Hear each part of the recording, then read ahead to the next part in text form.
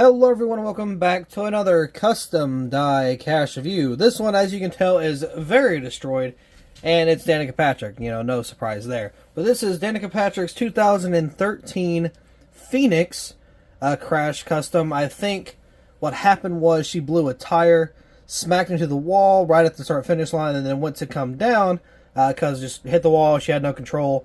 And I don't remember who, but somebody, I'm pretty sure, just ran into her driver's side door, and literally blew the entire side off. It was definitely something, to say the least. But, yeah, this is the finished product. I actually really loved making this car. It was very fun. Some of it had a little bit of, I don't know, complications I had to try to get around. There was one thing I could not really fix, but I tried my best, and it was not going to happen, which we'll talk about that here in a little bit. But yeah, here is the left side. Very, very damaged. It's got the most detail, at least as far as, I believe, because it's got the shredded tires, window net, the metal piece, the foam on the bottom, all that fun stuff. And then there's a little detail underneath the hood, and a big old wall scrape on this side. So we're going to go ahead and start off with the front end here. Got a little bit of race wear along the front. There would be some on the hood, but, the hood's kind of flipped open. You can see you've got the white top there with some blue kind of mixed in there with some hoses and stuff. Then, of course, we got the tethers leading up to the hood here. Now, if you remember, underneath the hood, this was actually like a white. On the actual car, it was not. It was more of a black, so I painted it black, and I still kind of kept the contingencies on the inside. That way, obviously, it's a little more realistic.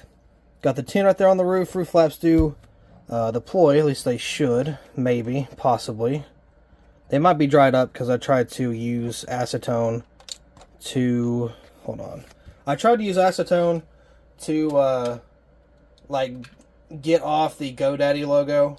Because if you do that, you can get it off, but it kind of depends.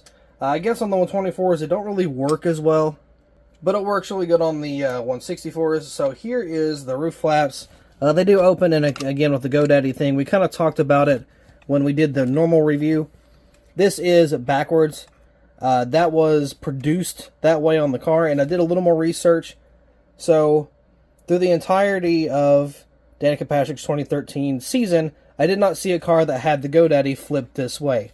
And then I looked on the diecast, not this one, but I looked at diecast releases, and every single one had this issue, so it was mass-produced this way, with it being backwards.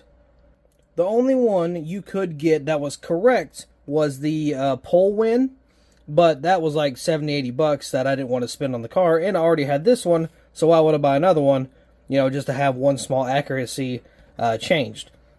So normally acetone will remove any decalage going on. It didn't work on the 124s. I've tried it a couple of times on the 124s, and it just never worked. So I don't know if it's a different clear coat or not. I'm assuming so.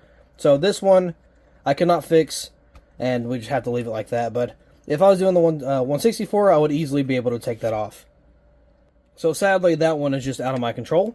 Got GoDaddy on the deck lid back here. I do have the fuel cell and everything in there. For whatever reason, the 2013 car did not have any rookie stripes. So, sadly, I had to make a attempt on how to do the rookie stripes. I actually might end up outlining it in black just to kind of clean it up a little bit. But, yeah, I had to paint on the rookie stripes. That's all I had to do. GoDaddy.com, SS, got the number 10 there. Here is, where it all happened. I think she blew, I don't know if it was like a left tire, right. I think it was like the front left. Of course, it put her into the wall. You can see the scrapes going on there. Just a completely worn out tire. GoDaddy.com there. Danica Patrick.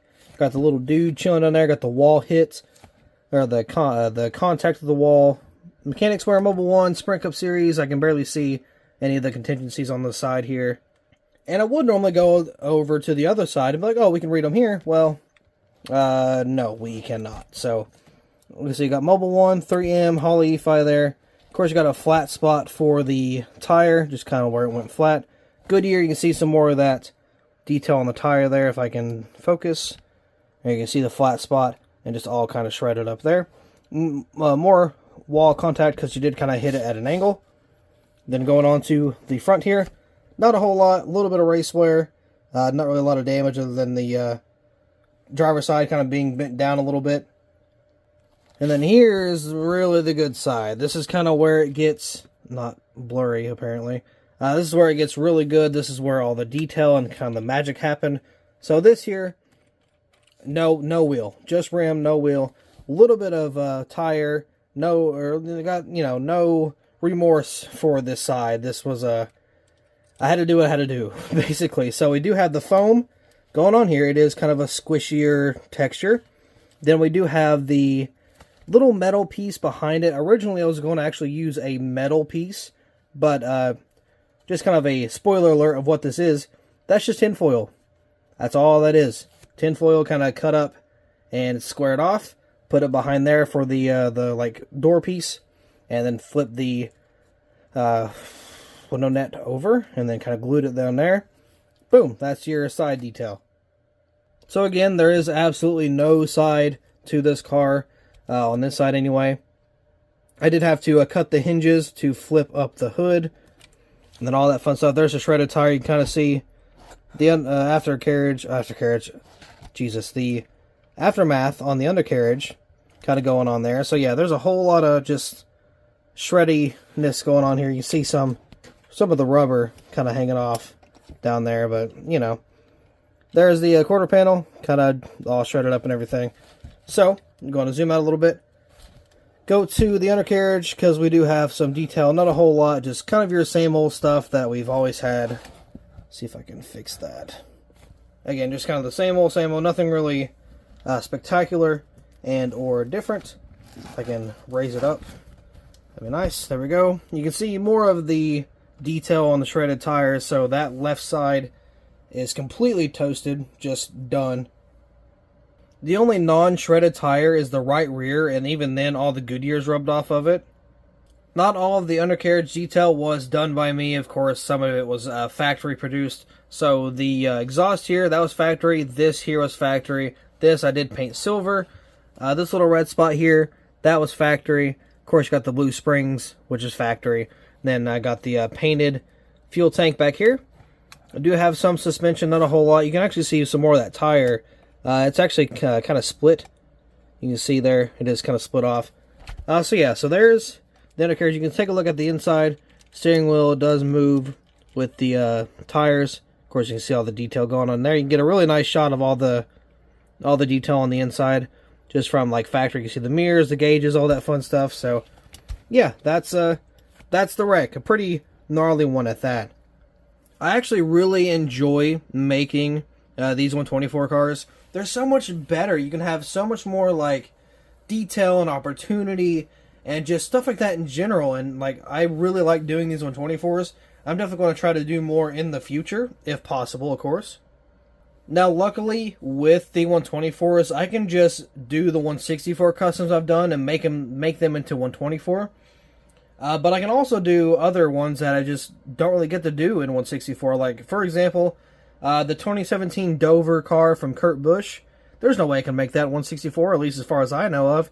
This one is possible, but it would be a lot harder and a lot more difficult. I could not easily, but I could still do it though, yeah, sure. But it would be, again, very difficult, and I think the 124 is a lot easier to find than the 164 for Danica's 2013 car, so it all depends. It all depends on the just variety of what I can do and the rareness of some certain cars. So I'm definitely going to be looking into some more 124s to do.